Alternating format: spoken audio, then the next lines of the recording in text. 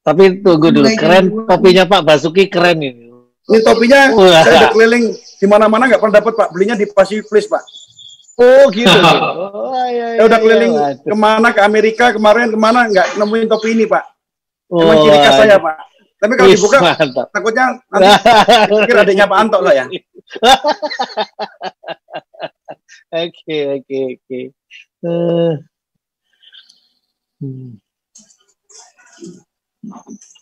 Ini biar gambar gitu. Tunggu ya, Kak Wendy udah dibuka.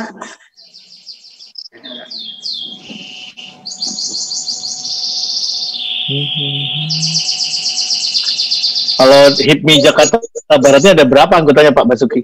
Sejak saya pertama kali mulai sama Ketua Felicia itu cuma 3 Pak. 5 ya. Sekarang udah 150-an Pak.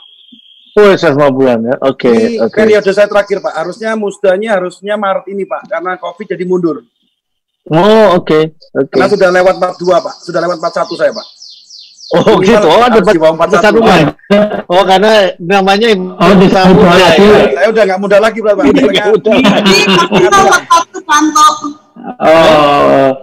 Maksimal 41. Maksimal 41. Oke. Kemarin waktu Vicon juga ada dari HIPMI Pak Mardani. Ya, Ketum BPP. Ketum kemarin ikut di Viconnya dengan Pak Wiboh sekitar 2 minggu yang lalu lah. Masih muda. Ketum BPP kalau saya manggil kan Ketum. Kalau saya WA dia manggil saya Abang Bang. Jadi nggak enak nih Bang. Iya. Kelihatan tua saya. Tapi kan manggil dia Ketum, manggil dia kalau WA manggil Bang. Itu menunjukkan kedewasaan, bukan tua. Ya, beda tua dengan dewasa. Senioritas Pak. Senioritas. Iya. Senioritas. Iya, senioritas. Oke. Kita tunggu 5 menit lagi, langsung kita mulai aja ya kalau sudah. Boleh, silakan.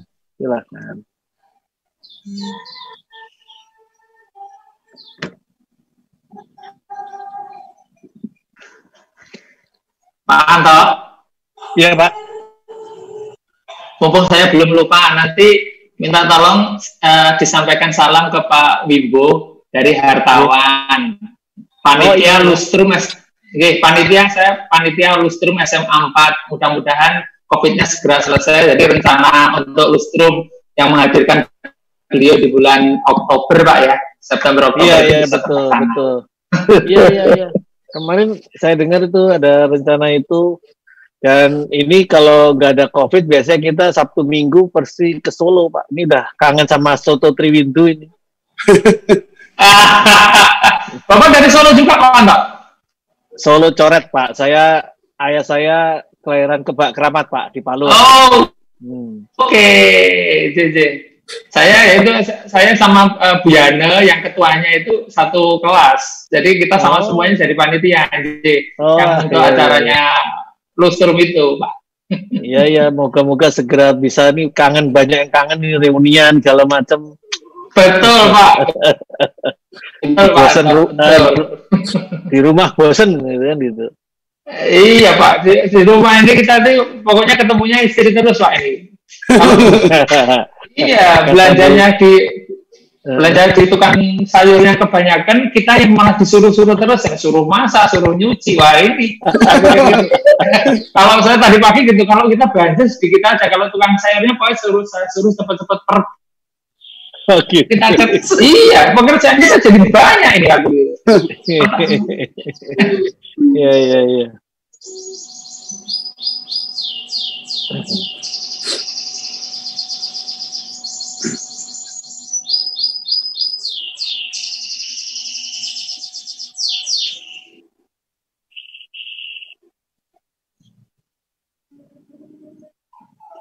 Mungkin semenit lagi kita mulai ya.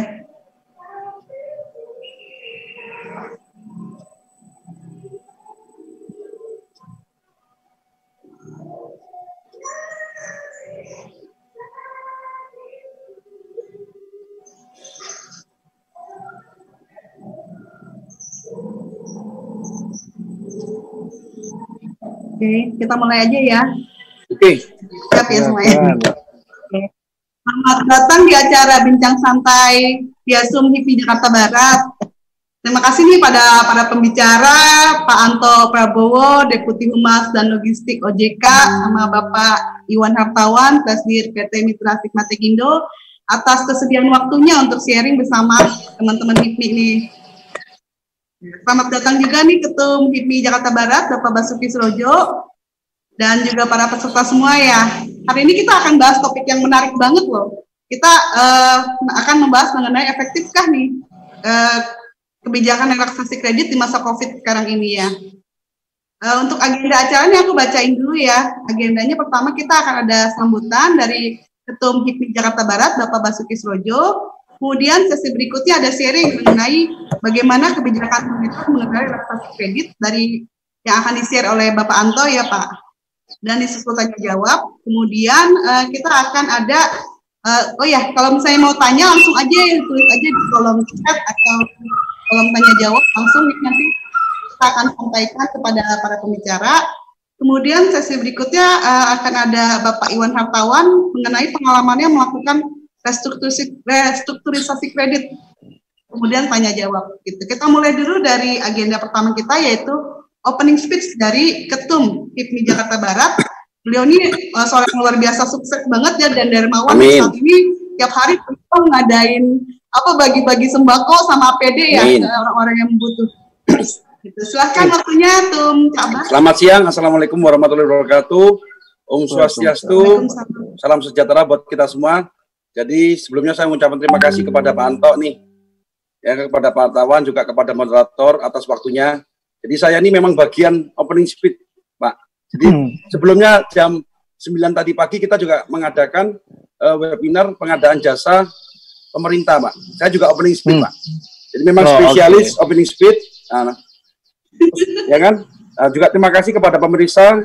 Semoga dengan acara ini, terutama untuk pengusaha-pengusaha muda, juga UMKM, bisa paham nih, relaksasi apa yang bisa kita dapatkan, dan semoga bermanfaat buat kita semua. Karena ini langsung ke ahlinya, ya kan, dengan juga ada pengalamannya. Nah, ini sangat penting, ditinjau terus sampai tuntas.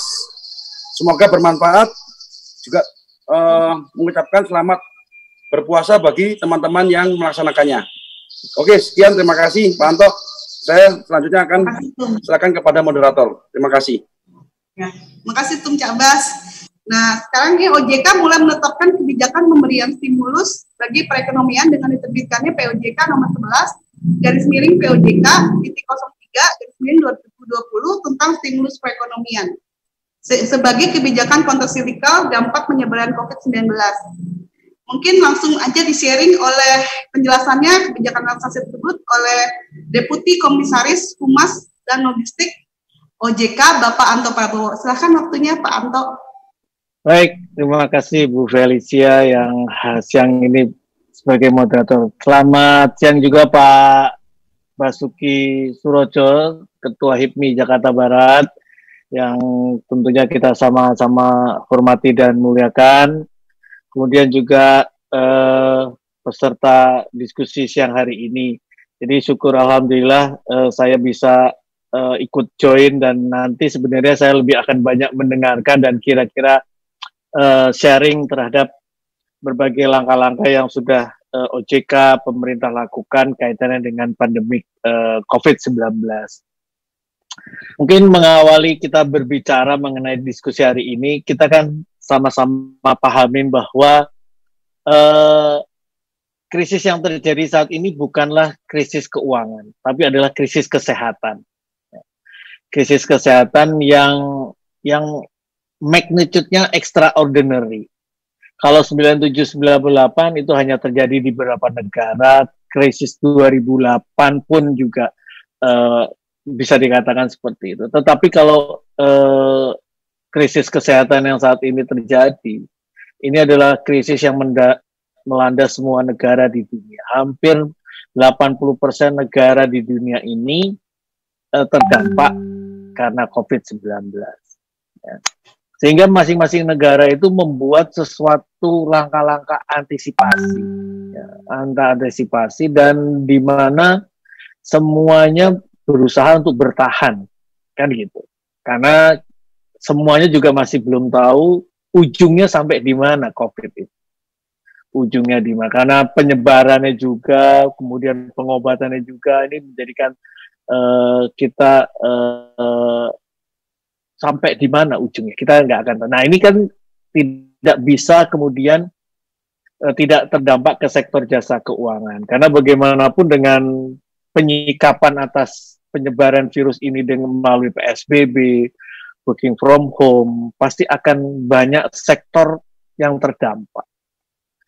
Negara kita yang mengandalkan pariwisata dengan semua orang stay at home, tidak ada traveling, perusahaan hotel, catering, rental, itu pasti akan terpengaruh. Perusahaan-perusahaan lain juga ketika produksinya tidak bisa optimal, penjualannya, ekspornya, dan kemudian impornya juga terganggu, ini akan menyebabkan biaya yang tinggi. Tetapi yang lebih prioritas untuk kita atasi adalah bagaimana kita menopang sektor real, terutama sektor-sektor informal, yang artinya terdampak secara langsung. Tadi saya sangat bergembira kalau Pak Basuki dengan kedermawanannya juga sudah menunjukkan empati kepada masyarakat. Karena inilah yang memang harus kita topang pertama kali. Membuat orang tidak terdampak. Dan yang kedua, dengan kondisi saat ini, dengan kemungkinan kalau saya dengar dari Pak Doni Ketua BNPB bisa berlangsung sampai dengan Juni-Juli, ini kan waktu yang lama. Kita bisa bayangkan masyarakat kita yang berpenghasilan harian, yang biasanya dia mengandalkan dari penghasilan itu untuk makan, ketika dia sekarang nggak bisa, kan berarti dia harus kita taati, harus kita prioritaskan. Kemudian pengemudi-pengemudi ojol yang selama ini punya kredit ke perusahaan pembiayaan, dengan berkurangnya pendapatan mereka, maka akan praktis akan berpengaruh terhadap kemampuan pemenuhan kewajibannya kepada perusahaan pembiayaan.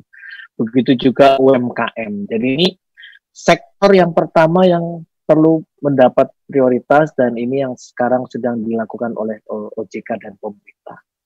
Sementara yang kedua, transmisinya itu melalui juga perubahan nilai dari aset lembaga jasa keuangan. Bapak Ibu sekalian juga bisa simak bersama bagaimana tekanan di semua pasar modal dunia. Semuanya tertekan, mengalami tekanan.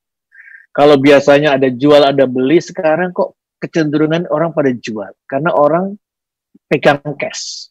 Nah, ya ini adalah sesuatu yang memang di belahan negara manapun, di belahan dunia manapun, itu yang yang saat ini terjadi. Pelemahan nilai tukar, bagaimana Bank Indonesia menjaga nilai tukar tidak sampai pada satu nilai yang tidak sebenarnya. Dan yang ketiga yang jadi bagian penting ini, bagaimana interkoneksi antara lembaga di sektor keuangan. Kita punya pengalaman 97-98 karena ada beberapa bank itu akhirnya memiliki efek contagion. Ini yang kemudian kita harus pastikan itu tidak terjadi pada kondisi saat ini, dan ataupun bagaimana koneksi antara perbankan, perusahaan pembiayaan. Karena banyak sekali perusahaan pembiayaan yang memang mengandalkan sumber pembiayaan itu dari perbankan. Ya. Tapi kita juga kalau dilihat dari historis, kalau saya boleh share di sini mengenai kondisi KAR, kemampuan permodalan perbankan ini masih cukup memadai, 22,4%. Sementara rasio likuiditas di industri jasa keuangan ini cukup ample, cukup memadai. Ya, sehingga dengan melihat resiliensinya industri jasa keuangan, itu kita memprioritaskan beberapa hal dan mengantisipasi bagaimana kondisi yang akan terjadi di bulan April, Mei, Juni, Juli. Jadi kalau kami di setiap perumusan kebijakan, oke, data-data historis ini bagaimana memiliki daya tahan terhadap seberapa jauh COVID ini bisa selesai dan kapan kita bisa mulai, ya kan? Jadi semua kebijakan kita ini ditujukan forward looking dan mencoba pertama kali menopang fundamental di sektor real, kemudian menghindari kebangkrutan dan PHK massal. Ini kan penting sekali karena di tahun 97-98 pengalamannya sektor realnya itu tidak kita siapkan. Sehingga begitu kondisinya sudah memungkinkan untuk itu, kita lambat untuk recover-nya. Nah, ini sekarang kita mencoba menempuh sektor informal, sektor-sektor real ini kita coba topang sedemikian rupa sehingga nanti recover-nya juga tidak terlalu lama. Sehingga kalau Bapak Ibu membaca pemberitaan, bahkan IMF World Bank memperkirakan di tahun 2021 Indonesia itu bisa memiliki pertumbuhan kreditnya sekitar di atas 7%. Mereka percaya, mereka masih meyakini apa yang sedang dilakukan ini. Jika recover-nya bisa kembali cepat, maka Indonesia bisa mencapai pertumbuhan yang cukup tinggi tersebut. Nah, di slide berikutnya, jadi kalau tadi saya kebetulan dibantu sama Pak Sokip. Nah, ini apa saja sih sebenarnya kalau dibagi klaster? Nah, ini Bapak Ibu sekalian, klaster yang pertama itu adalah klaster yang tadi saya sampaikan, sektor informal, UMKM. Ini yang kita keluarkan di POJK kita 11, POJK 03 mengenai stimulus untuk sebagai ini dikeluarkan bulan Maret. Di policy ini bulan Maret. Di bulan Maret ini antisipasi sebagai langkah antisipasi sebelum kemudian nanti berkembang dengan adanya penerbitan Perpu di awal bulan April. Jadi di situ dikatakan bahwa setiap bank itu didorong untuk melakukan restrukturisasi. Dengan kondisi seperti saat ini, ya Bapak Ibu sekalian, misalkan tadi UMKM tidak bisa membayar. Kalau tidak bisa membayar, maka 3 bulan kemudian kolektibilitasnya akan turun. Kalau kolektibilitasnya ini turun, bank itu harus menyediakan cadangan. Kalau bank harus menyediakan cadangan, yang tergerus adalah permodalannya. Jadi dia sebagai perusahaan jadi rentan. Oleh karena itu di ketentuan ini katakan, silakan lakukan restrukturisasi. Dengan dia melakukan restrukturisasi, maka kategori kreditnya tetap lancar. Kalau lancar, dia nggak usah buat cadangan. Kemudian yang pertama. Yang kedua, kolektibilitas itu biasanya dinilai berdasarkan 3 pilar. Sekarang hanya 1 pilar. 1 pilar hanya dari kemampuan membayar, yang tadi notabene tadi dilakukan restrukturisasi. Sebelumnya dalam kondisi normal, itu termasuk prospek usaha. Nah, kalau sekarang ya kita hilangkan lah. Orang nggak bisa lagi bicara prospek usaha. Jadi 1 pilar. Nah, ini yang dikaitkan dengan sektor info. Nanti mungkin banyak sekarang yang kondisi-kondisi nanti saya akan update juga mengenai bagaimana perkembangan dari. Klaster yang kedua yang tidak kalah pentingnya adalah yang kita sudah mulai memasuki tahapan bagaimana BUMN kita. Tidak bisa dipungkiri BUMN ini kan jadi semacam mesin penggerak perekonomian. Nah, ini juga mesin ini juga tetap harus dilumasi kan. Harus tetap bergerak. Nggak bisa kalau nggak dilumasi nanti pada saat recover dia istilahnya kalau rantai itu ya karatan kan susah. Nah, maka ini kita juga akan melakukan restrukturisasi kredit, tetapi ini belum sekarang atau separalel kita sedang siapkan. Dan kalau dengan penyertaan modal negara, nah ini tentunya ada aspek-aspek. Tadi kita diskusi di awal, jangan sampai ada penumpang gelap. Nah, penumpang gelap itu artinya apa? Jangan sampai mungkin yang dulu-dulunya udah punya cerita bobrok, kemudian alasan COVID kita perbaiki dandani. Enggak seperti itu. Ini kita benar-benar selektif BUMN. Kemudian juga paralel dengan yang sekarang juga sudah dipikirkan ini yang sedang terus kita ini adalah mengenai bagaimana korporasi maupun yang tergabung dalam suatu grup dalam itu kan tentunya grup ini punya kemampuan kapabilitas untuk bisa mengabsorb dalam kondisi seperti ini. Nah, itu yang diharapkan korporasi-korporasi ini juga melakukan re-engineering finansialnya untuk kemudian bisa tetap mengupayakan tadi kalau dari sisi kita jangan sampai dibilang ada PHK misalkan seperti itu. Karena PHK ini kan juga punya konsekuensi kalau perusahaan melakukan PHK karena ada aturan-aturan ketenaga kerjaan itu atau sekarang dengan dengan misalkan dirumahkan gaji penyesuaian seperti ini. Nah, ini terus kita amatin, kita cermati, maka Ketua Dewan Komisioner OJK itu punya WA group sendiri dengan sektorial. Jadi seluruhnya berhimpun di situ. Ada Apindo, ada PHRI, ada HIPMI. Jadi di WA itu beliau selalu mendengar, melihat atau kebutuhan-kebutuhan itu. Tetapi sekali lagi, apa yang dilakukan oleh pemerintah saat ini adalah bagaimana masyarakat kita untuk bisa tetap jalan dan untuk bisa memenuhi kebutuhan dasar mereka. Di slide berikutnya saya akan menyampaikan ini mungkin beberapa hal mengenai kebijakan kredit leasing tadi. Ada beberapa hal yang termasuk bentuk restrukturisasi itu apa. Jadi banyak sekali dikeluhkan, dan ini sekali lagi tadi saya sampaikan di awal mengenai masalah bagaimana literasi keuangan masyarakat kita mengenai bentuk-bentuk restrukturisasi. Begitu Bapak Presiden mengatakan ada penundaan selama 1 tahun, yang ditangkap oleh masyarakat ada pembebasan selama 1 tahun. Ada yang ditangkap oleh masyarakat itu berupa penundaan yang 1 tahun. Tapi apa yang sebenarnya dalam konteks ketentuan kita, penundaan itu punya bentuk mulai dari penurunan suku bunga, perpanjangan jangka waktu, pengurangan tunggakan pokok dan atau bunga, penambahan fasilitas, konversi dari PBA menjadi penyertaan modal sementara. Ini yang kemudian ditangkap oleh masyarakat yang akhirnya banyak sekali loh. Presiden katanya 1 tahun nggak bayar, nggak seperti itu.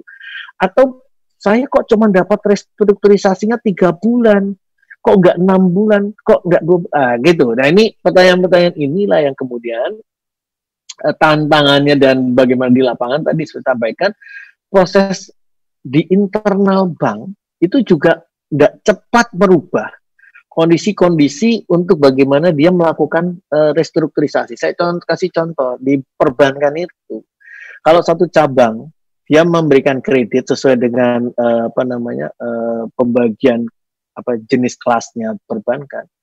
Misalkan di cabang itu akan melakukan restru, maka tidak boleh yang memutuskan restru itu di cabang itu. Dia harus dieskalasi ke atas. Ini dalam konteks governance harus seperti itu. Nah, inilah yang kemudian kalau ini diikuti, makanya banyak sekali yang membutuhkan waktu proses restrukturisasi. Ini satu. Kemudian juga ada isu sekarang yang banyak merebak, Pemda itu untuk minta penundaan selama 1 tahun. Ini tadi menginterpretasikan. Dan itu tidak dilakukan penagihan untuk ASN. ASN, aparatur sipil negara ini kan adalah orang yang berpenghasilan tetap. Dan kemudian kewajiban-kewajibannya itu adalah sebenarnya dipotong dari gajinya kan, yang tidak terganggu. Cuman kan terkadang ASN ini dari informasi di lapangan, Pak, saya tuh ngambil kredit mobil karena mobil itu saya rentalkan, kan gitu. Nah, jadi rental yang terganggu, jadi penghasilan tetapnya tidak terganggu. Kemudian ini ada pengemudi daring atau online ini, ya kalau mungkin Bapak Ibu pernah menerima video viral salah seorang pengemudi daring yang mengatakan saya ditarik kendaraannya. Setelah kami cek, dia kerjasama dengan, ya saya sebut sajalah, dia itu salah satu pengemudi yang pinjam ke namanya Transportasi Pengangkutan Indonesia, TPI.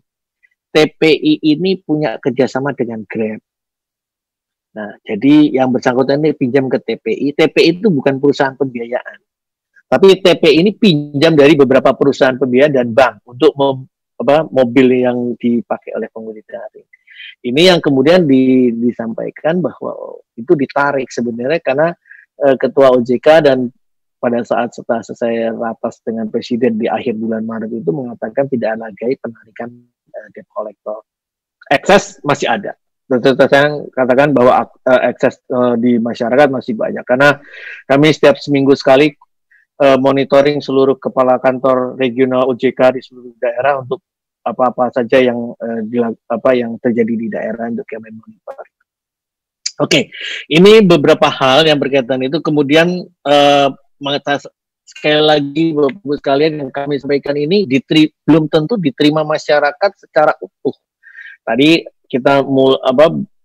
dengan literasi keuangan yang masih 30%. Jadi apakah semua kredit ini otomatis restrukturisasi? Jawabannya tidak, karena ini tidak bisa menghilangkan keperdataan. Dan kemarin kita sempat juga deg-degan waktu pemerintah mengeluarkan Kepres mengenai bencana nasional. Apakah ini maksudnya keadaan force majeure? Kalau keadaan force majeure, maka semua perjanjian-perjanjian itu bisa batal. Nah, ini kemudian ditegaskan oleh Pak Mahfud MD, Menko Polhukam, bahwa ini adalah dalam konteks untuk merenegosiasi mengenai beberapa hal. Apa saja debitur yang bisa mendapatkan restitusi? Tentunya debitur-debitur yang memang memiliki kolektibilitas sebelumnya ini lancar, ya, kolektibilitas 1 dan 2. Kenapa? Tadi saya untuk menghindari penumpang gelap. Nah, kalau sebelumnya sudah punya track recordnya jelek, ya ini nggak kita prioritaskan untuk restrukturisasi yang memenuhi ketentuan ini, kan gitu. Karena ketentuan ini memang harus ditujukan kepada yang memang punya performa bagus. Artinya sebelum COVID dia tetap melaksanakan kewajibannya, dan karena COVID terdampak, inilah yang kemudian diprioritaskan. Dan beberapa hal yang kaitan lagi. Nah, ini kalau saya mau boleh update mengenai apa saja yang sudah dilakukan sampai dengan per 26 April. Jadi total jumlah outstanding yang direstrukturisasi itu sudah mencapai 113,8 triliun. Itu diperbankan. Di mana dari 113 itu 60,9 triliun diantaranya adalah UMKM. Jadi ada juga yang non UMKM, ada yang di atas 10 miliar yang sudah direstrukturisasi oleh perbankan. Jumlah debiturnya saat ini mencapai 561.950. Kami monitor ini Pak setiap mingguan. Jadi kami ingin memastikan. Tapi kan ada juga, wah ini kalau OJK mengumumkan ini berarti semua orang berbondong-bondong minta restru. Nah, ini yang kemudian kami juga menyampaikan kepada masyarakat, kalau memang kita masih memiliki kemampuan bayar, tentunya ini diharapkan kita tetap ikut membayar. Karena apa? Karena ruangnya itu bisa digunakan oleh perbankan atau perusahaan pembiayaan untuk menopang yang betul-betul tadi. Misalkan saya sekarang kredit mobil, karena saya dengan penghasilan tetap, maka saya ya nggak perlu minta restrukturisasi, ya kan? Karena saya sudah memperhitungkan dengan kredit mobil itu, maka kebutuhan dasar saya sudah bisa terakomodasi. Nah, ini mungkin yang kita harapkan tidak ada semacam aji mumpung terhadap ini. Nah, kalau perusahaan pembiayaan saat ini banyak juga yang sekarang masih bermasalah dengan perusahaan pembiayaan, dan karena perusahaan pembiayaan ini pengumumannya agak sedikit terlambat dibandingkan perbankan. 13,2 triliun saat ini sudah disetujui restru, dan sekarang per 27 April kemarin kita memantau masih ada 25,36 triliun lagi yang sedang diproses restrukturisasi. Oke, di slide berikutnya, nah ini mengenai Perpu, penerbitan Perpu. Perpu ini saya sampaikan lagi, Perpu ini ibarat kami itu menyiapkan payung sebelum hujan. Artinya payung ini baru akan kita gunakan kalau benar-benar hujan. Jangan sampai kita menggunakan payung ini ketika masih belum turunnya hujan. Akan kelihatan wagu gitu. Kalau orang Jawa bilang kan nggak pantas gitu kalau orang, atau ya nggak benar. Nah, ini ada beberapa hal, diantaranya ya kita dari sisi OJK, Bank Indonesia itu ada upaya-upaya bagaimana memenuhi likuiditas dari sektor jasa keuangan. Karena Bapak Ibu sekalian, likuiditas ini seperti aliran darah untuk industri jasa keuangan. Kalau likuiditasnya mampet, banknya tutup, efek kontingennya ada, maka ekonominya akan sangat terdampak. Ya, akan lebih terdampak. Itu disiapkan seperti itu. Kemudian OJK juga diberikan kewenangan sebenarnya sudah ada kewenangan itu, tetapi itu supaya lebih jalan dalam kondisi seperti sekarang, OJK bisa menyiapkan langkah-langkah lanjutan. Ada beberapa sekarang yang sedang kita siapkan dalam bentuk peraturan. Ini masalah OJK, kita ada POJK mengenai perintah tertulis. Perintah tertulis ini untuk pengambil alihan, integrasi, dan konversi. Bapak Ibu sekalian, ini adalah salah satu upaya untuk mempercepat jika ada penanganan bank bermasalah. Kalau kita mengikuti prosedur normal, maka sudah terlalu lambat kita untuk bisa mengantisipasi kondisi-kondisi. Nah, ini dimungkinkan, tapi dengan tentunya sekali lagi governance yang baik dan kemudian bisa ditanggungjawabkan. Karena ketika menyusun Perpu ini, konsultasi ke BPK, Kejaksaan Agung, itu berbagai macam hal diingatkan masalah aspek governance. Kemudian ada juga pengecualian keterbukaan informasi, kemudian ada RUPS. Nah, untuk bapak-bapak mungkin yang sudah go public, dalam kondisi seperti ini, tidak mungkin lagi mengumpulkan orang dalam jumlah banyak. Nah, kami juga mengeluarkan bentuk melalui RUPS.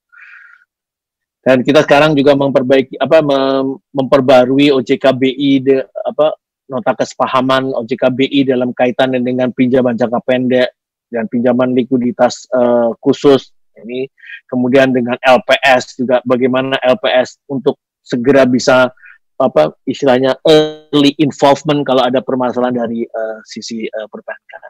Nah, ini kemudian PR kami saat ini, Bapak Ibu sekalian, ini saya keluar dari pembahasan ini sebenarnya ketemu dengan HIPMI juga untuk supaya hidup saya lebih colorful gitu, agak sedikit stres karena kalau di slide berikutnya ini kita sedang menyusun beberapa aturan-aturan lainnya, bentuknya peraturan pemerintah dan OJK ada di dalamnya, jadi saya terlibat dalam diskusi dengan mereka sampai jam 1-2 pagi sampai sahur bahkan. Kemudian ada peraturan presiden, ini PR yang kita masih terus harus lakukan untuk tadi menyiapkan payung. Ya, ini kan gitu. Oke, terus di slide berikutnya ini yang terakhir yang terbaru ya. Jadi satu slide terakhir ini sebelum nanti kita punya cukup waktu untuk diskusi dan tanya jawab masalah subsidi bunga dari pemerintah. Kemarin sore Bu Menteri Keuangan, Pak Menko Perekonomian menyampaikan ada jadi selain restrukturisasi yang sudah dilakukan, pemerintah sekarang memberi subsidi bunga. Subsidi bunga ini artinya uangnya pemerintah diberikan kepada perbankan karena perbankan telah melakukan restrukturisasi. Ya. Setiap restrukturisasi itu ada namanya penundaan pokok dan penundaan pembayaran bunga. Nah, sekarang di cover penundaan mengenai bunganya.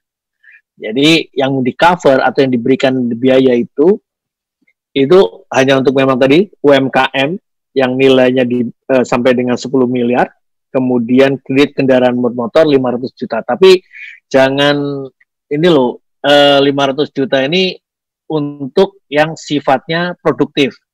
Jadi kalau kita, ya untungnya Ferrari harganya lebih dari 500 juta kan, itu nggak boleh minta KKP.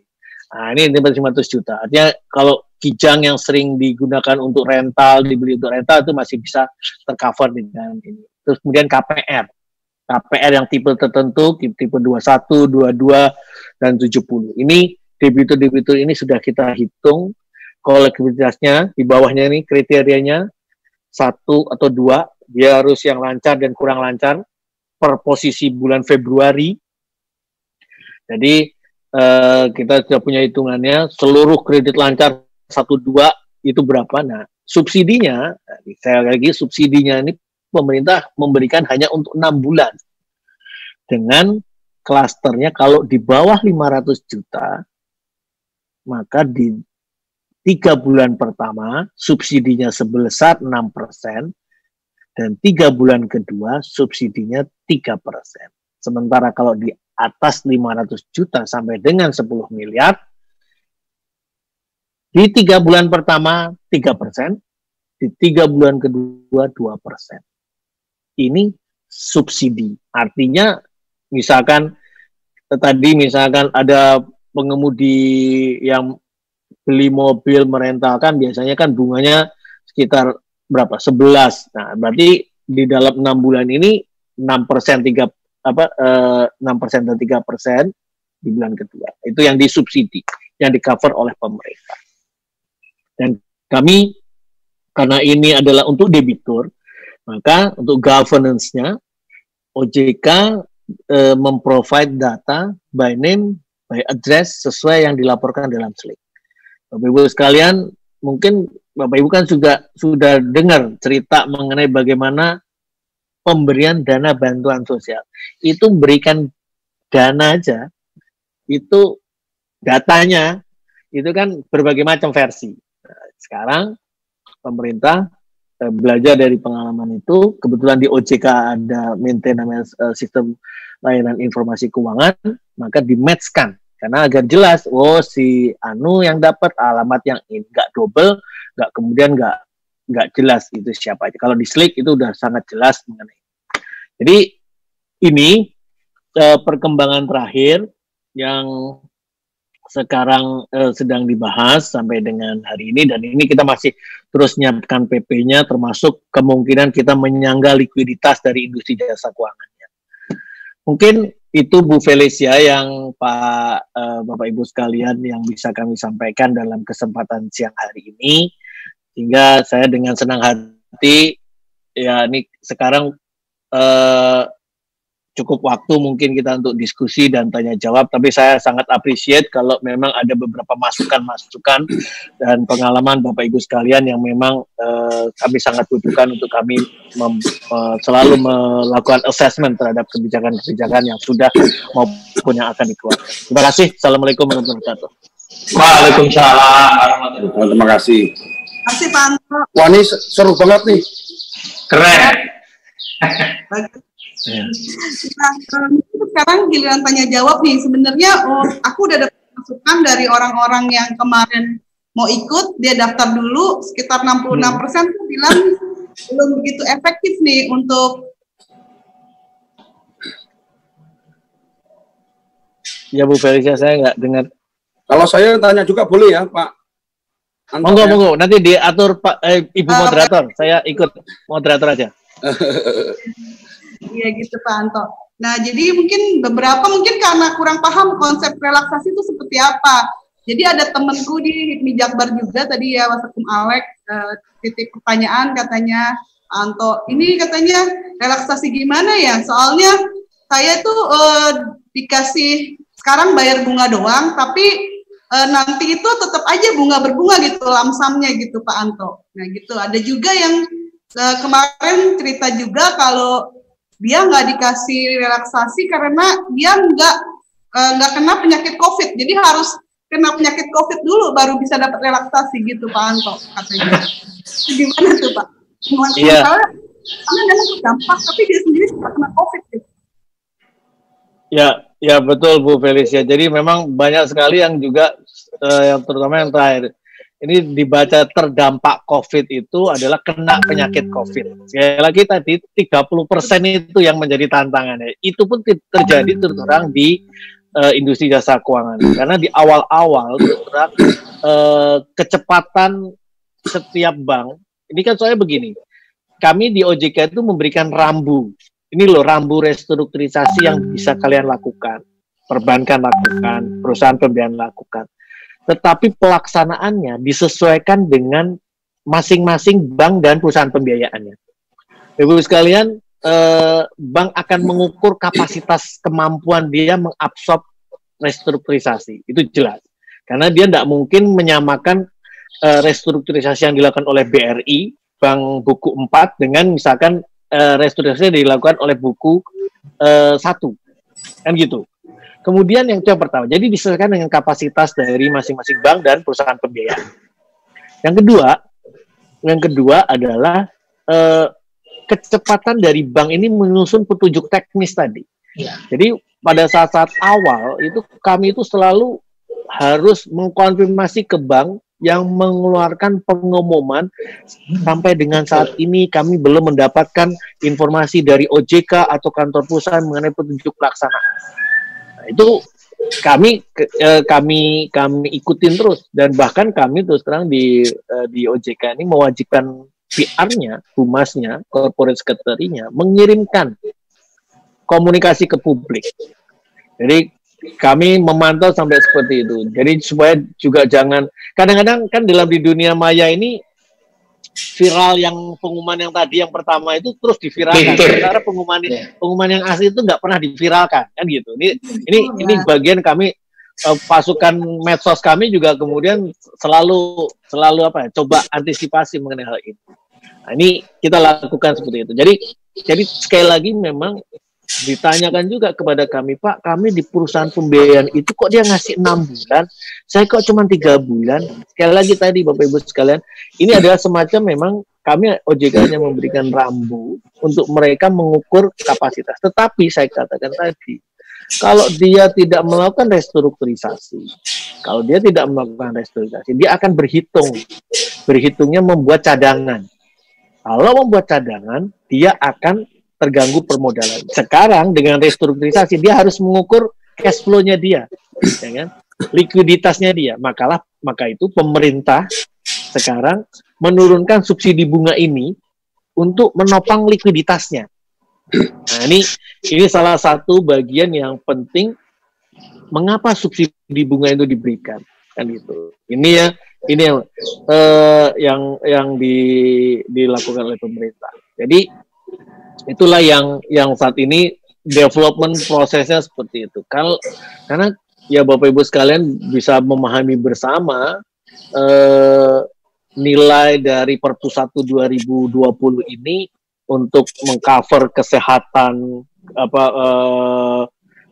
kebutuhan untuk PKH itu 405 triliun. Sementara banyak pengamat mengatakan ini 1.600 triliun seharusnya dibutuhkan oleh Indonesia. Nah, OJK juga kemudian dengan Bank Indonesia untuk tadi konteks likuiditas ya, konteks tadi bagaimana menopang karena restrukturisasi. Sebenarnya Bank Indonesia itu juga sudah menurunkan giro wajib minimumnya.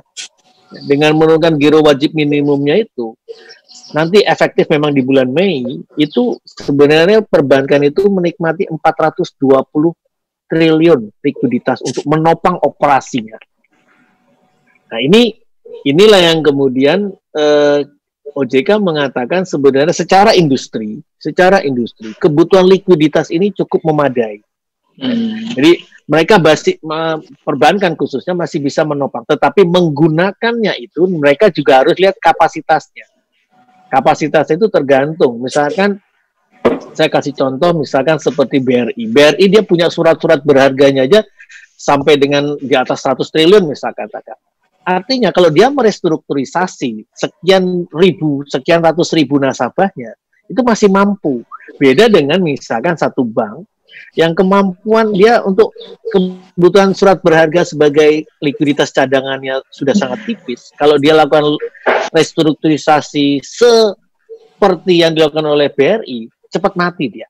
Nah, ini makanya kemampuan dia melihat si kapasitas membayar, memprioritaskan debitur mana dulu, berapa besarnya satu dengan yang lain, inilah hitung-hitungan yang dia berikan.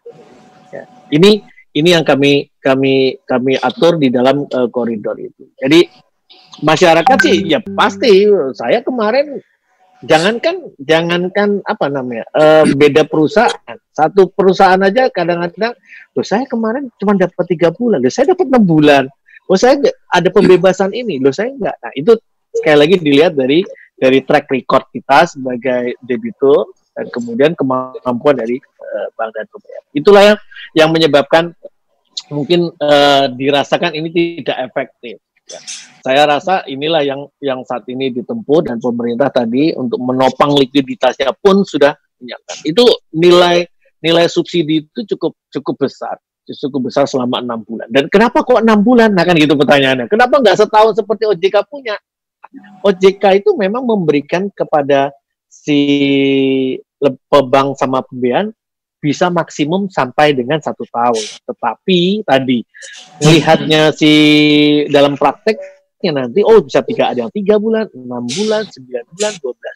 Nah, pemerintah ketika merumuskan 6 bulan melihat di 6 bulan ke depan di 6 bulan ke depan, khususnya yang UMKM tadi, dengan segeranya ini pulih, mereka bisa kembali lagi beraktivitas. Kan? Ini jawaban saya sementara Bu Felicia atas tadi beberapa concern dari yang sudah disampaikan. Ya, makasih Pak Anto. Ini Pak Iwan kayaknya dari kemarin udah pengen curhat aja nih ya Pak Iwan, kawan. Iya, moderator, satu pertanyaan boleh nggak moderator? Pak Basuki dulu, monggo Pak Basuki. Jadi saya kebetulan kan perusahaan menengah Pak. Anto, Ya, Pak, memang kemarin sempat kita karyawan kurang lebih di 600 Pak. Jadi kita kemarin kan sempat ingin restrukturisasi kredit terkait kita kan salah satu pemain pemerintah itu terkait WABU Pak. Karena terus terang aja kita berat di cash flow Pak. Jadi kemarin kita belum sempat ketemu, kebetulan kita pinjam di salah satu bank kredit. Apakah untuk perusahaan seperti saya menengah ke atas ini akan ada keringanan juga Pak? Karena terus terang aja kan kita mencoba untuk satu tidak mem-PHK karyawan Pak. Itu karena kita terus terang aja dengan adanya COVID ini kita berusaha untuk terus karyawan tidak ada PHK, tapi kita butuh untuk keringanan restrukturisasi kredit Pak, perpanjangan waktu pinjaman. Nah, sampai hari ini kita belum mengajukan ke bank. Nah, untuk perusahaan-perusahaan kita ini kan otomatis dengan adanya COVID ini terus aja memang berat untuk pendapatannya Pak. Tapi kalau ada restrukturisasi kredit kita masih bisa survive ya untuk mempertahankan karyawannya Pak. Apakah nanti OJK ada kebijakan khusus untuk perusahaan-perusahaan seperti saya nih Pak? Ya Pak, seperti tadi kalau saya bicara dengan angka Pak Bas. Jadi pertama-tama saya apresiasi lah Bapak masih berusaha untuk tidak melakukan PHK. Itu bagian penting sebenarnya dalam kita mengatasi pandemi ini.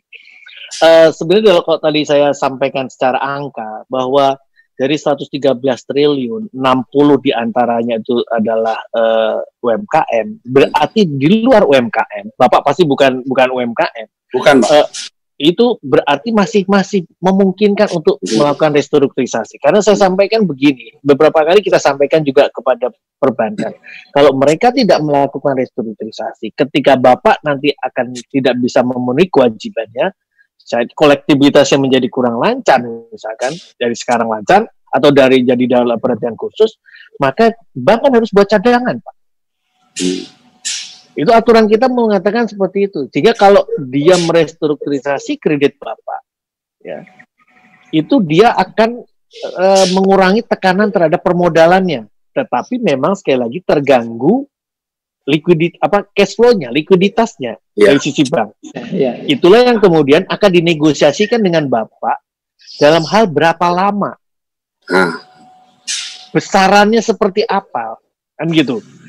Bisa nggak Pak Basuki tetap nyicil Pak, bunganya tak kuturunin dulu ya Pak, kan gitu. Bisa seperti itu yang affordable Bapak. Nah, itu memang harus ada proses negosiasi Pak dengan dari sisi bank. Karena bank pasti akan punya, kan bank pasti akan tahu profilnya Bapak. Oh, pasti. Bapak dengan kondisi ini akan terganggu pendapatannya. Pak, dia akan punya hitung-hitungan. Saya rasa perbankan cukup kalau untuk yang besar Pak, menengah dan besar, itu bank pasti punya data yang lebih cukup dibandingkan dengan UMKM Pak. Kalau UMKM ini kan agak apa ya, rada tego tuh Pak. Kalau enggak ya dia nggak bisa makan kan gitu sebenarnya. Intinya itu sebenarnya. Oke, makasih Pak Anto atas jawaban informasinya. Nggih, matur nuwun Pak Basuki. Izin moderator, saya mau nanya moderator. Ya. John Alan. Ya. Boleh? Iya Pak. Izin Bu Felicia, Pak Basuki, saya mau nanya, Pak Anto ya? Ya Bapak. Pak mau nanya, kalau proses restrukturisasi ini biasanya kalau dari bank itu di BI-nya itu kolektibilitasnya apa Pak? Tercatat ya Pak? Terima kasih Pak. Oke, jadi kalau misalkan Bapak sekarang di bulan April ini Bapak masih lancar, ya kan? Karena nggak ada masalah. Tapi Bapak kemudian, wah saya nanti bulan April, Mei, Juni kemungkinan nggak bisa bayar nih. Kalau Bapak nggak bisa bayar atau terlambat pembayarannya, di 3 bulan kemudian Bapak akan diturunkan 1 kolektibilitasnya. Jadi dalam perhatian khusus, itu call 2 namanya. Kalau nanti ada dalam jangka waktu tertentu lagi, Bapak bisa turun ke kurang lancar, bahkan kalau udah sampai masanya sampai macet. Setiap perubahan kolektibilitas itu, Pak, itu akan membawa konsekuensi bagi bank tadi. Saya cerita, cadangannya semakin lama semakin besar. Karena gitu. Nah, kalau Bapak sekarang direstrukturisasi, maka dia bisa dicatatkan sebagai kredit lancar. Oke. Ya. Kalau dicatat sebagai lancar, banknya akan dapat benefit, nggak usah buat cadangan. Kan gitu.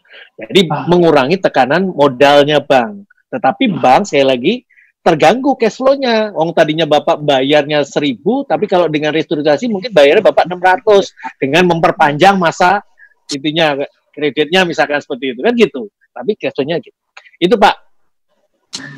Jadi izin Pak, kalau kita restruktur kolektibilitasnya tetap lancar Pak ya sebenarnya. Itu seperti itu. Tapi ingat ya, Bapak bahwa sebelumnya Bapak juga sudah tercatat sebagai direktur yang lancar dan call 1, call 2. Jangan Bapak udah call diragukan, kemudian minta restrukturisasi jadi lancar, nggak mungkin. Sebelumnya lancar Pak. Sebelumnya lancar. Oke. Memang karena situasi ini saya melihat potensi-potensi kalau memang jangka panjang memang sampai 6 bulan kan kita cadangkan Pak untuk likuiditasnya. Makanya memang nilai kecil Pak di bawah 10M. Cuman jangan sampai nanti kita ini kan prosesnya kan ya tadi Pak Basuki di sebisa mungkin tidak ada PHK. Sama. Kita upayakan untuk survive tapi tetap operasional jangan terus gitu Pak. Ya. Gitu. Iya Pak. Jadi saya sih menyarankan kalau memang Bapak saat ini kondisinya masih lancar ataupun kolektibilitas 2 dalam artian khusus, segerakan saja bicara dengan perbankan. Karena perbankan pasti punya profil Bapak. Kalau lancar oke. Kalau Bapak punya profil begitu di restru pasti enggak ada salah. Siap. Saya lancar Pak. Memang. Kemarin takutnya itu Pak, habis kita ngambil restrukturisasi itu ada kode-kode yang ini jadi nggak bagus nih perusahaannya. Iya. Kemarin sempat ada itu. Enggak ya. Wah, ini penting sekali, Pak. Enggak, Pak. Kalau saya justru tadi kan saya katakan, kalau Bapak enggak mengambil restru, justru Bapak rugi karena Bapak akan dicatat sebagai kolektibilitasnya lebih buruk, dan banknya harus buat cadangan. Nah, ini kan sekarang itulah koridor regulasi kita membolehkan bank mencatat itu sebagai lancar meskipun direstrukturisasi. Oke. Ya penting Pak ini Pak. Terima kasih banget. Ya, terima kasih ya Pak. Ya. Siap, terima kasih Pak. Ya. Baik. Ya, mungkin Pak Iwan mau ada pertanyaan katanya banyak. Oke, terima kasih Pak. Oke, terima kasih Pak Anto. Yang jelas, kalau dalam waktu dekat saya tidak mengajukan untuk restrukturisasi dalam waktu dekat. Jadi alhamdulillah semuanya masih berjalan baik. Tapi mungkin kalau 6 bulan posisinya tidak membaik, baru nanti saya pikirkan untuk restrukturisasi. Nah, pertanyaannya untuk Pak Anto, Pak, apakah ketentuan relaksasi ini juga berlaku untuk pinjaman yang fintech yang legal, Pak? Nah, oke.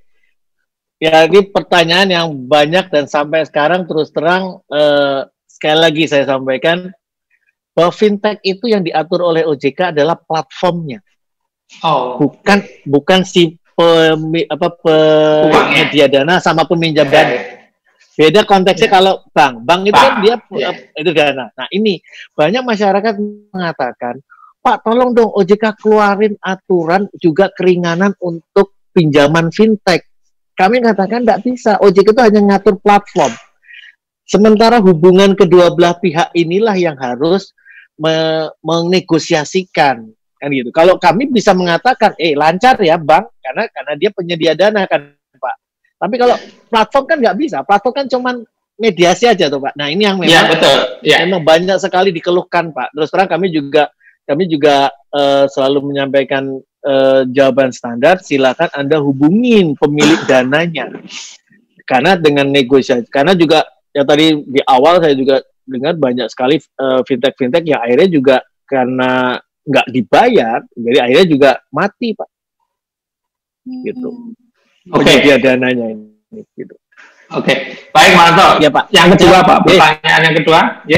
Pak, Kalau nggak salah kan leasing kan ada keputusan asosiasi motor bekas 250, motor baru 350, mobil bekas 1.250.000, kalau nggak salah mobil baru 1.500.000 untuk jangka waktu tertentu.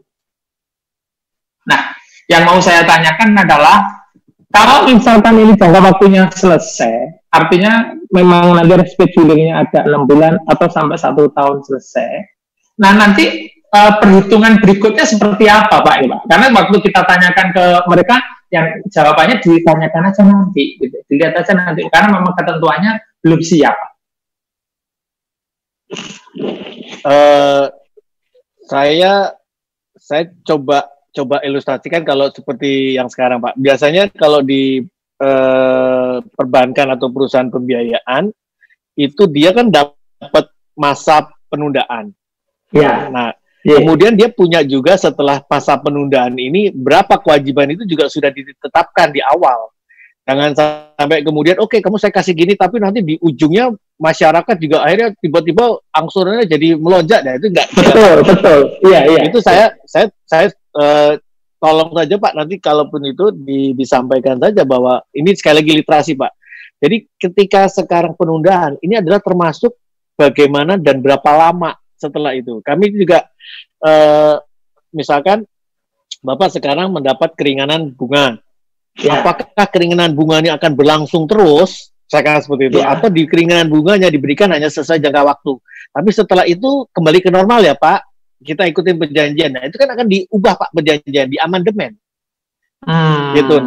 Nah itu ini sekali lagi adalah proses negosiasi. Apakah kemudian nanti Bapak bisa menerima misalkan ini sekali lagi kalau diambil oke Pak nanti 6 bulan lagi kita ngobrol lagi ya Pak, kita tentuin ya. Nah, itu tergantung kesepakatan di awal ini. Ini kan di awal. Jadi itu kesepakatan di awal. Kalau memang ya udahlah Pak, saya namanya itu pasrah aja kan gitu. Tetapi paling tidak kan dia tidak boleh merugikan konsumen kan gitu. Karena dia pasti nggak mau kehilangan juga Bapak sebagai konsumennya gitu. Itu yang penting sebenarnya. Bapak bisa pindah ke lain hati nanti.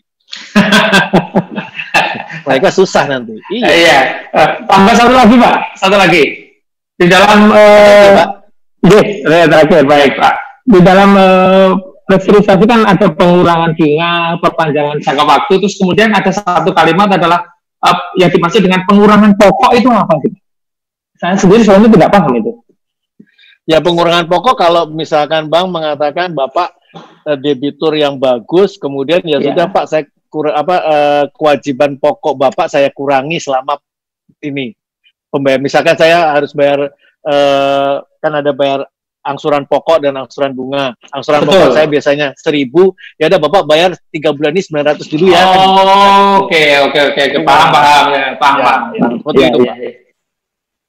Terima kasih Pak. Atur time frame. Siap, G. Santai dulu. Ya Bu. Ya siap. Terima kasih. Ya Bu Felicia. Terima kasih Pak. Jadi Pak. Ya. G. Saya terima kasih juga Bu Felicia, Pak Basuki. Jadi saya mohon pamit dulu sambil kita berdoa kita tetap dalam kondisi yang sehat dan pandemi ini cepat selesai ya Pak. Amin. Bapak Ibu sekalian, terima kasih. Saya pamit dulu. Assalamualaikum warahmatullahi wabarakatuh. Terima kasih banyak Pak. Waalaikumsalam. Sangat bermanfaat. Terima kasih Pak. Waalaikumsalam warahmatullahi wabarakatuh. Terima kasih. Ya. Oke, terima kasih untuk waktunya ya tadi Pak Anto. Mungkin untuk sharing berikutnya dari Bapak Iwani ya Pak ya. Sempat ya Pak waktunya ya Pak.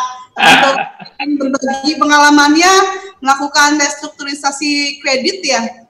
Sebelumnya pernah berhutang dan sekarang sudah lunas katanya ya Pak ya begitu. Mungkin teman-teman gimana caranya sih melakukan restrukturisasi, mungkin ada yang belum pernah gitu Pak. Karena kan baru pertama terkena dampak seperti ini gitu Pak perusahaan-perusahaannya Pak. Oke. Jadi gini Bu Felis ya.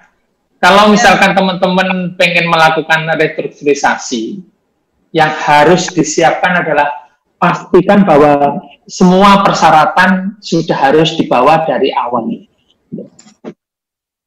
Jadi kalau misalkan harus ada report keuangan, terus kemudian kalau sekarang harus ada NPWP ya, NPWP dan NPWP ini saat ini seringkali menjadi masalah kalau kita melakukan restrukturisasi. Jadi Kalau yang lain-lain kemungkinan teman-teman bisa sediakan, tapi yang kadang-kadang yang laporan pajak ini yang membuat masih nanti dulu atau seperti apa. Nah, pertama pastikan bahwa kita sudah melengkapi semua persyaratan yang ada. Itu yang pertama.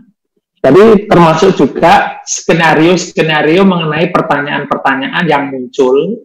Jadi biasanya yang berkaitan dengan data sudah harus disiapkan dari awal.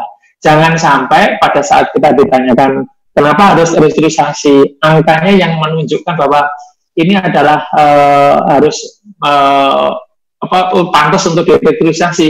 Ini kita sendiri tidak bisa menguatkan atau memberikan bukti bahwa ini loh, saat ini saya sedang posisi keuangannya seperti ini, maka saya harus ajukan itu. Itu ya. Jadi, kadang-kadang teman-teman ini pada saat mengajukan, ini pertama persyaratannya tidak lengkap, dan teman-teman sendiri tidak mempunyai strategi bagaimana dia harus memberikan alasan, baik itu bisa alasan keuangan, bisa alasan operasional, atau alasan yang lain-lain yang memang sudah harus disiapkan pada saat kita mengajukan. Bu Felicia.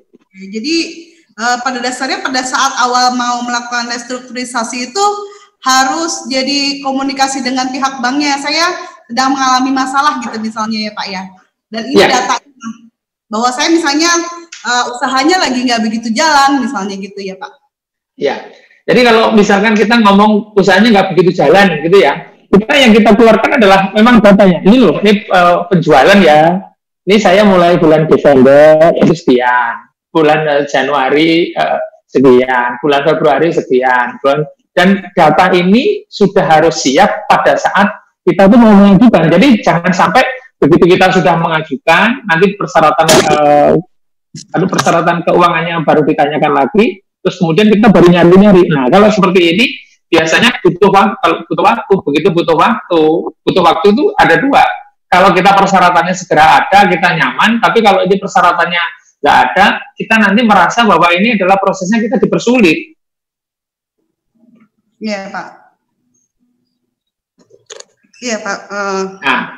Nah ini yang untuk yang bisnis. Tapi kalau misalkan teman-teman mau negosiasi, tapi negosiasinya adalah untuk kredit perseorangan, kartu kredit apa gitu, memang dari awal sudah harus siap. Jadi mulai dari kalau teman-teman ya ada yang mau negosiasi kartu kredit, karena kartu kredit ini nanti sekarang sih memang tidak dikasih.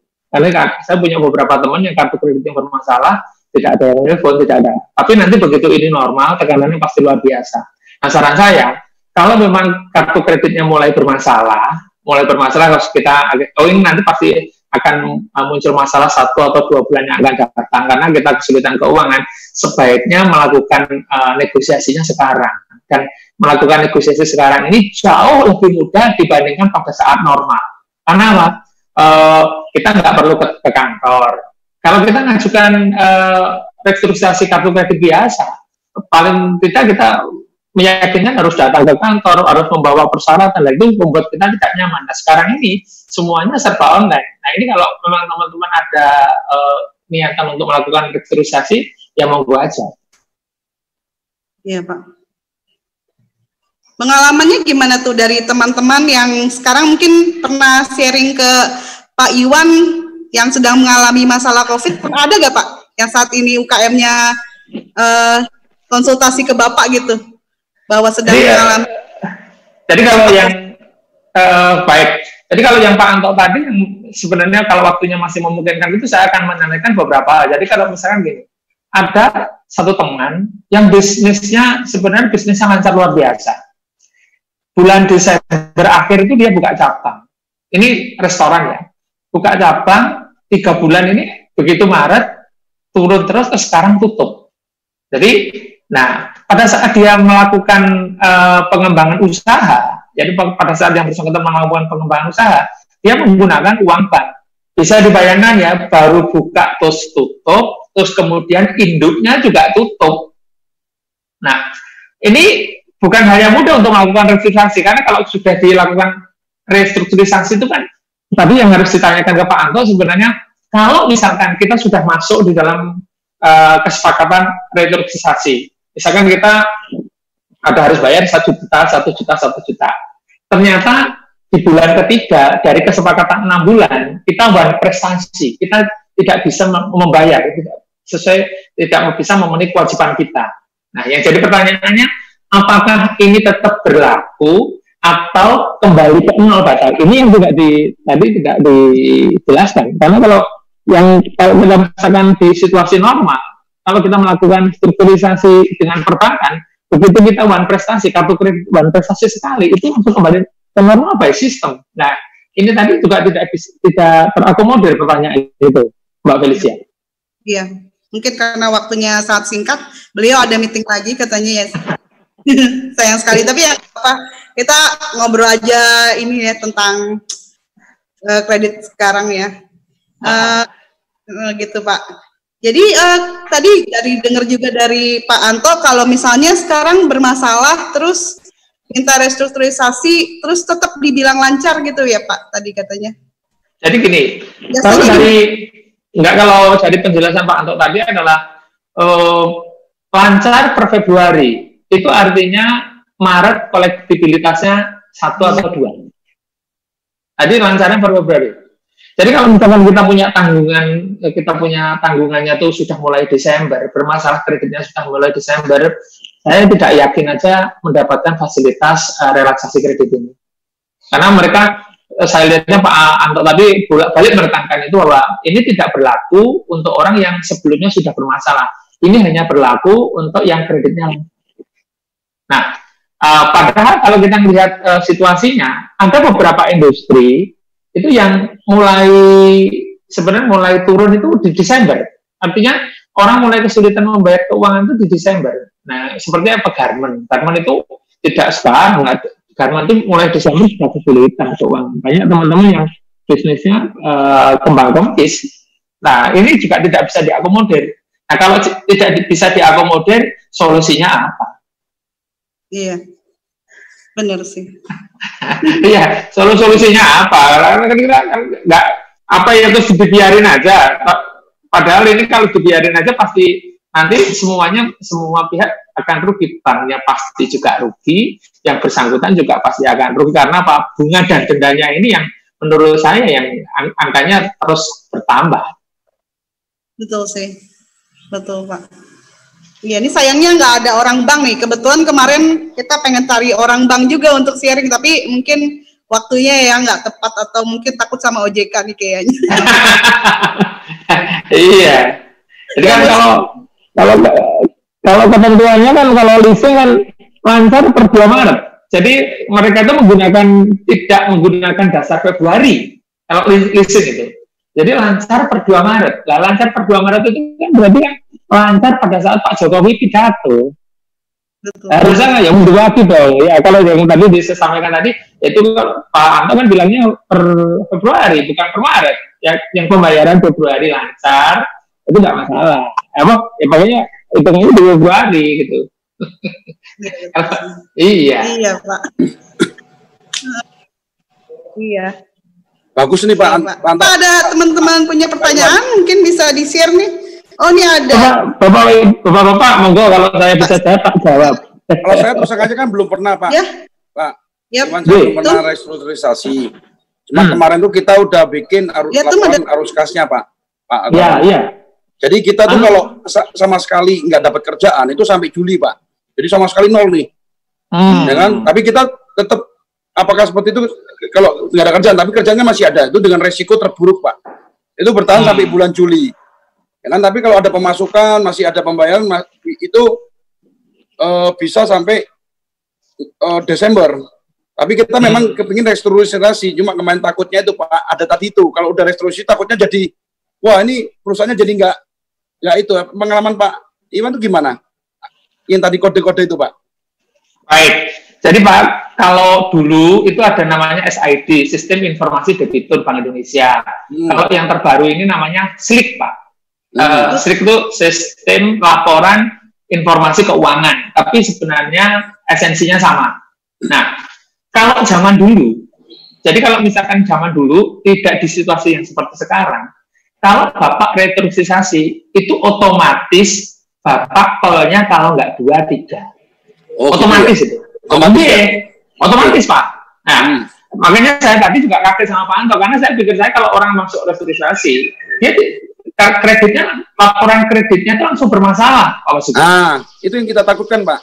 Betul. Tapi kalau ini Pak, karena banknya akan bermasalah juga kalau banyak yang melakukan restrukturisasi sementara memang lagi COVID katanya ya. Jadi dia akan butuh modal lebih besar lagi.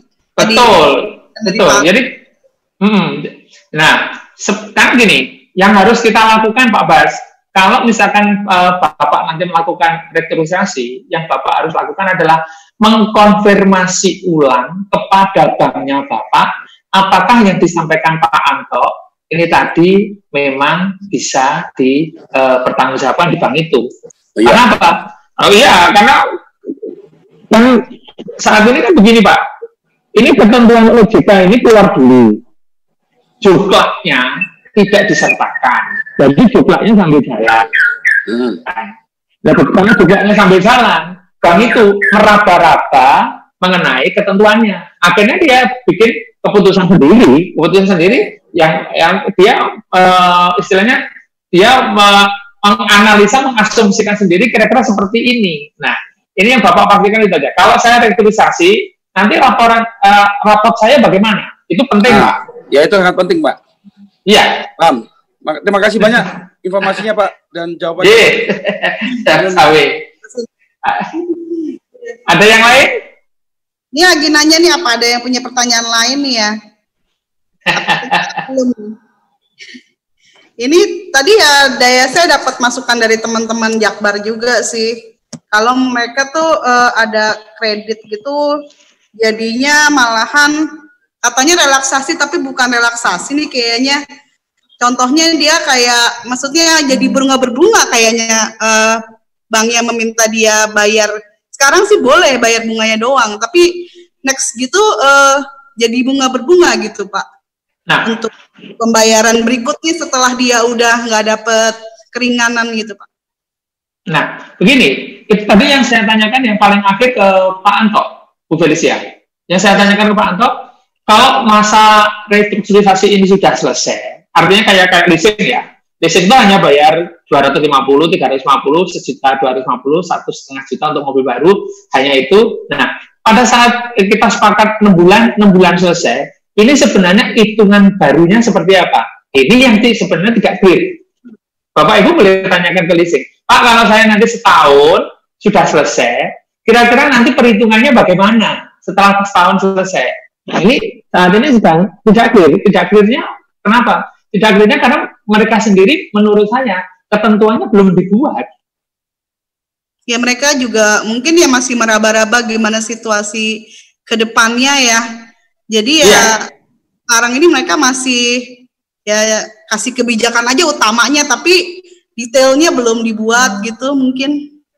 Betul, belum dibuat. Jadi pada waktu ditanya mereka jawabnya enggak. Nanti Pak, nanti ada kontrak baru. Jawabannya cuma gitu aja. Pak, nanti kita lakukan kontrak baru. Iya, kontrak baru. Tapi kontrak baru seperti apa ini ya? Apakah yang kita bayar 250, 350 tadi itu dihitung hanya bunga saja? Ataukah itu sebenarnya ada komponen lain di dalam rupiah yang kita bayarkan itu yang sebenarnya yang saat ini nggak clear? Iya, betul sih. Kelihatannya seperti itu sih Pak. Ya sebenarnya bank juga nggak mau rugi istilahnya ya.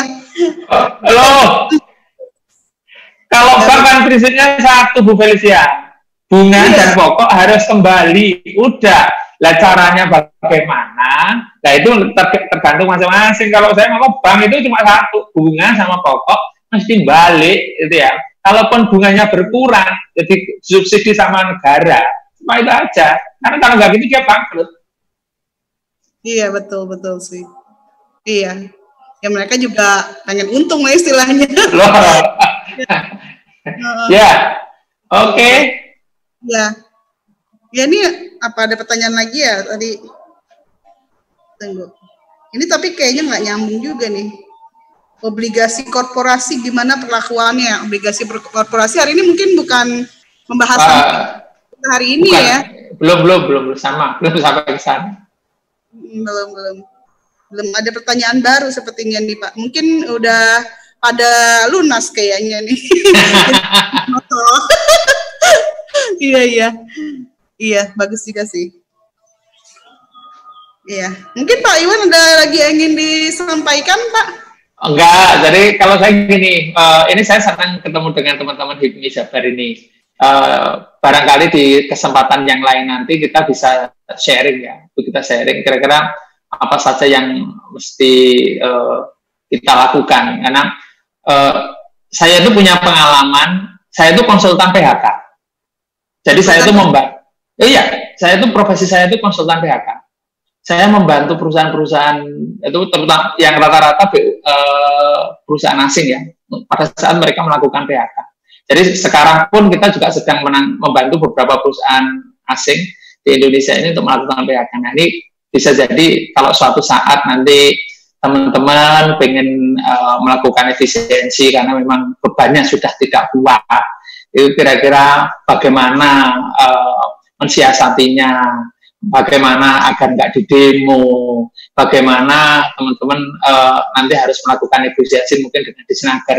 Nah ini saya punya pengalaman di situ, tapi mungkin tidak kita sharingkan hari ini. Tapi mau aja kalau suatu saat nanti Pak Basuki, kalau Bapak dan teman-teman perlu melakukan itu, tapi mudah-mudahan enggak. Ya, mudah-mudahan enggak, tapi kalau nanti memang kan udah ada kalau tinggal konsultasi Pak. Lama banget COVID-nya, kita nggak tahu juga ya ke depannya kan ya, seperti apa ya. Ya mudah-mudahan segera ditemukan juga nih pengobatannya. Ya. Ketua moderator Bu Felicia. Ya Jen, ada yang ingin ditanyakan? Ini kelihatannya topiknya menarik. Kalau boleh, mungkin dalam waktu dekat diadakan kembali. Jadi teman-teman juga kayaknya tadi banyak tuh pertanyaan belum terselesaikan tuh. Iya, contohnya nih. Pak Iwan ya, misalkan tadi kan saya lihat, oh iya ini untuk yang sebelumnya lancar kolektibilitasnya. Tapi tadi yang Pak Iwan sampaikan benar tuh, bahwa sebenarnya yang terdampak itu mungkin kan dari Desember ada beberapa industri yang terdampak. Sehingga boleh dikatakan sebelum sekarang mereka udah kolek 2 dan 3 loh Pak. Betul. Nah, itu artinya tuh critical point yang sebenarnya teman-teman juga harus tahu ketika mengajukan restruktur. Biasanya gini Pak, perbankan itu minta persyaratan pendukung, contohnya laporan keuangan 6 bulan terakhir. Ya, pasti. Rekening koran 6 bulan terakhir. Ya. Nah, jadi kan kadang-kadang kalau saya perhatikan nih teman-teman di HIPMI, kemungkinan mereka hanya kulit permukaannya aja Pak, struktur permukaannya mereka menyampaikan, tapi tidak disertai bukti-bukti pendukung Pak. Betul Pak. Gitu.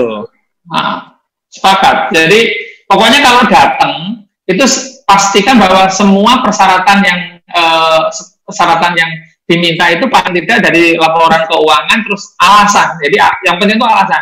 Jadi kalau mereka tanya, kenapa harus ini sudah ada, ini lupa ini. Jadi karena kenapa? Yang mesti teman-teman pahami ya, orang-orang yang ngurusin restrukturisasi itu adalah bukan orang-orang yang memutuskan. Jadi orang-orang yang hanya kolek data. Semakin lengkap data yang kita sampaikan, semakin mudah dia propose ke atasannya untuk minta persetujuan. Nah ini yang harus dipahami. Jadi dengan demikian Bu Felicia, Pak Basuki, teman-teman ini kalau saya perhatikan di grup kelihatannya ada pendapat yang belum clear, belum jelas banget Pak, sehingga seringkali kan belum tentu itu jadi keputusan akhir Pak. Padahal kan kita fight, kita bisa banding Pak ketika keputusannya nggak bisa nih, gitu. Mungkin Pak bisa diadakan lagi tuh Ketua Felicia karena memang sangat bermanfaat. Siap. Cuma aja gitu maksudnya ya John ya Pak Iwan ya. Oh iya nggak apa, monggo aja. Iya monggo aja. Diatur aja Bu. Kebutuhannya apa orangnya? Kenapa begitu? Kenapa harus saya restrukturisasi misalnya? Tinggal ada perjuangannya lah. Jadi Johan, terima kasih. Mungkin Pak Wendy bisa dibuka nih, Johan DJ Ohan. Pak Wendy bisa buka untuk ininya. Saya izin bentar, mau ke toilet. Pak Wendy di mana Pak Wendy nih? for new message. Oh, banyak banget. Oh ya, Johan. Oh iya, di unmute nih Johan. Gimana Johan? Di unmute, halo? Iya, udah. Nah, kalau misalkan bicara yang tadi seperti John sampaikan ya. Nah, sebetulnya begini Pak, saya ingin tanyakan.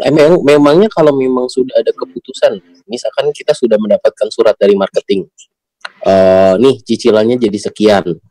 Dalam setahun ini kamu bayar, misalkan kamu bayar bunga saja, pokoknya jadi kecil sekian.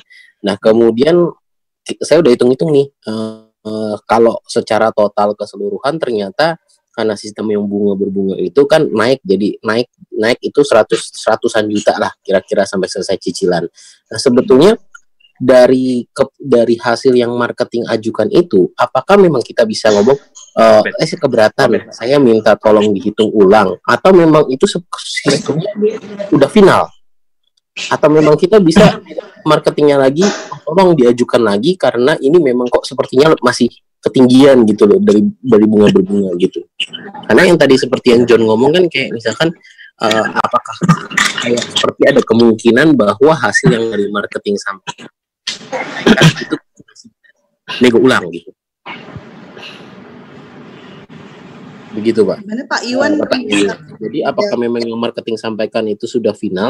Memang masih kemungkinan bisa dinego ulang lagi.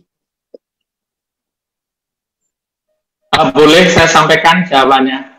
Iya. Iya Pak Iwan. Jadi gini Mas, saat ini ketentuannya belum ada. Feeling saya.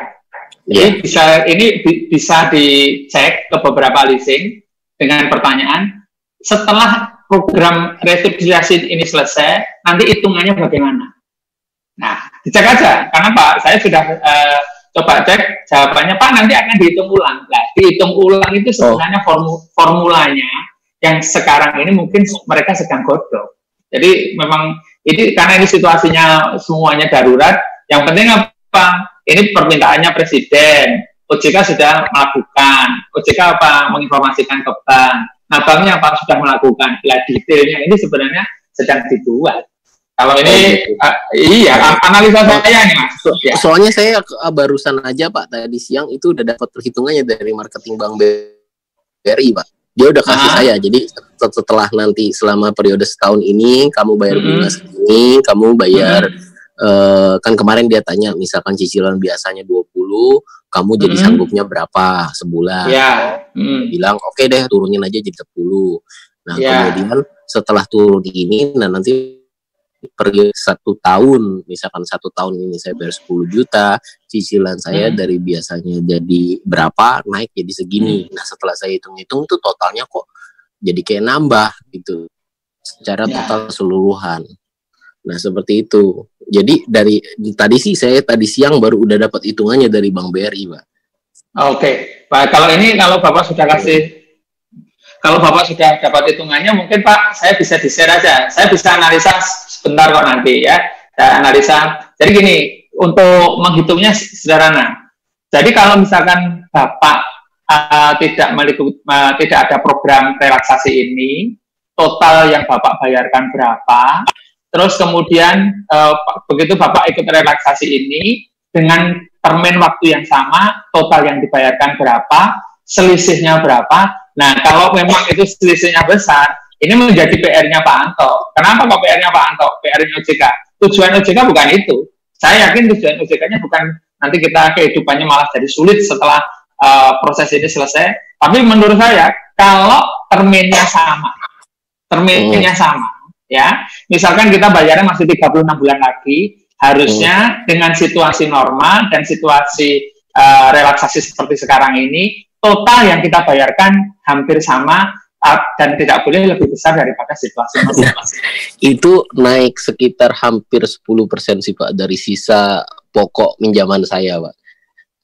Jadi jadi naik, saya udah hitung-hitung, misal itu dari total sisa pokok pinjaman itu naik hampir 10% lebih sih kalau dari total pinjaman malah.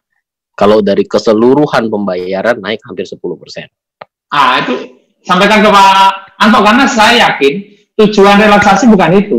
tujuan relaksasi itu karena itu situasinya seperti itu, berarti apa yang terjadi? Sebenarnya beban untuk melakukan relaksasi itu ada di kita. Bukan ya, subsidi dia bunga yang 6% apa tadi kemana? Ya itu Pak. Karena tadi siang juga teman saya ada cerita dari Panin juga hal yang sama Pak. Oh, Pak, ini Mbak Felicia itu Pak Anto diundang lagi. Pakai data ini nanti saya bantuin untuk berdebat. Men-share nomor teleponnya, nomor WA-nya Ibu Ica ya. Ibu Ica ini bagian konsumennya untuk OJK. Jadi kalau ada report apa-apa, mereka juga pengen tahu di lapangan seperti apa kan, karena kita yang ngerasain bukan mereka ya. Iya, betul. Kalau perlu aku share nomornya Ibu Ica untuk report ya. Bisa mungkin kendalanya apa di lapangan, seperti apa. Bisa ya share di grup, di chat ya. Ada nomor teleponnya, nomor WA-nya. Oke. Ya, sampaikan Mas. Kalau Johan bisa share nih kendala apa di lapangan gitu. Ya, Johan. Kayaknya Johan udah nggak ada. Iya. Ya, ada ya, aku share tuh nomornya Ibu Ica untuk report mengenai kendala-kendala di lapangan untuk relaksasi kredit ini. Oke, siap, baiklah. Oke. Ya, tadi ada pertanyaan lagi nih Pak dari Bu Aina Sari Dewi. Pak, saya mau tanya, adalah masa restrukturisasi apa bisa ngajuin kredit baru ya? Harusnya sih bisa ya, tapi ya tergantung banknya juga sih mau atau enggak ya. Kalau aku lihat kemarin malahan di datanya mereka itu, kan mereka ada question and answer gitu. Mereka bilang sih bisa ya untuk ngajuin kredit baru, dan itu hitungnya berbeda dengan yang sudah ada, karena kan maksimal 10M Pak untuk mendapatkan kebijakan relaksasi ini. Tapi itu kalau misalnya ngajuin kredit baru, ditulisnya itu akan mulai dari nol lagi gitu Pak. Saya baca kemarin. Jadi saat ini hampir semua lembaga keuangan, mau bank mau non bank, sedang melakukan pembenahan bagaimana menghadapi COVID. Dan setahu saya yang akad kredit nggak ada. Nggak tahu kalau bulan depan, tapi bulan ini nggak ada yang akad kredit. Kenapa? Iya, nggak ada yang akad kredit. Itu mereka sih. Apa? Kredit baru. Nah, kalau akad kredit sementara nggak ada, tapi kalau bulan depan kurang tahu. Tapi kalau sekarang memang nggak ada. Iya benar-benar. Iya benar sih. Betul. Ada pertanyaan lagi gak yang lain nih? Siapa ya? Tadi John tadi udah. Masih ada yang ditanyakan? Nih Alek. Alek ngomong Lek.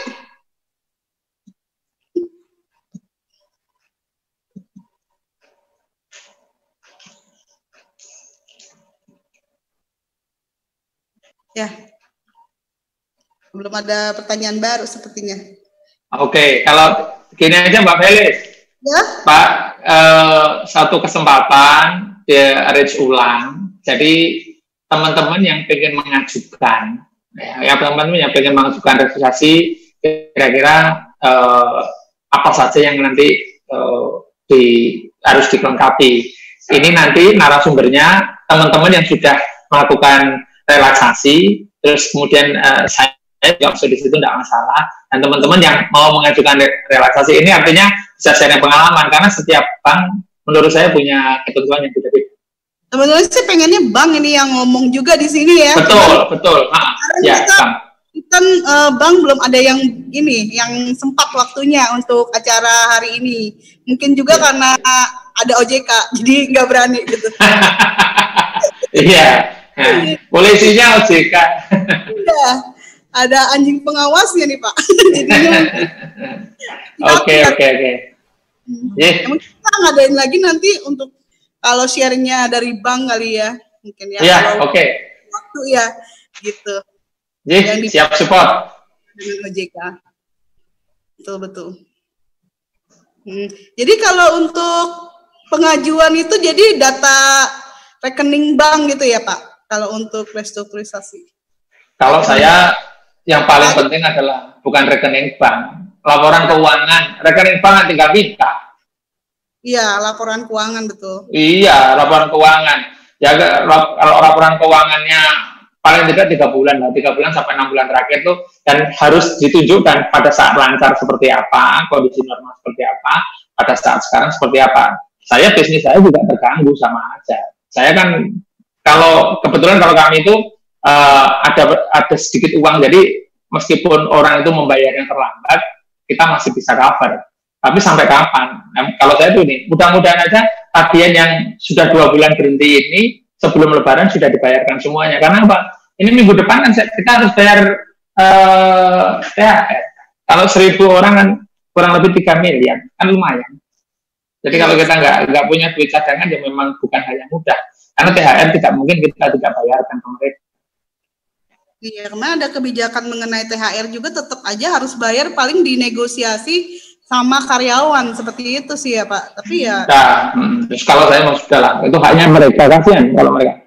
Sudah sebenarnya kalau misalkan harus nyari tambahan ya cari, tapi sudah kewajiban kita sebagai pengusaha sudah dibayarin aja. Iya. Ya mudah-mudahan ya teman-teman di sini punya cadangan untuk membayarkan THR juga ya dalam kondisi. Amin. Iya. Betul. Nih, ada lagi nggak ya? Hanya belum ada nih kayaknya.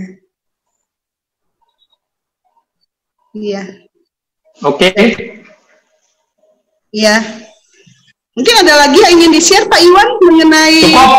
Ini dulu aja, nanti di kesempatan berikutnya aja, biar nanti sambil kita melihat pengalaman selama beberapa hari ini, karena saya kan juga punya beberapa binaan. Ini ada yang bertanya nih, bisa kita strukturisasi kredit? Sudah dijawab nih. Udah ya? Udah tadi. Statusnya lancar. Lancar ya, betul. Sudah dijawab. Abdul tadi nggak dengar waktu pada saat kita masih sharing-sharingnya.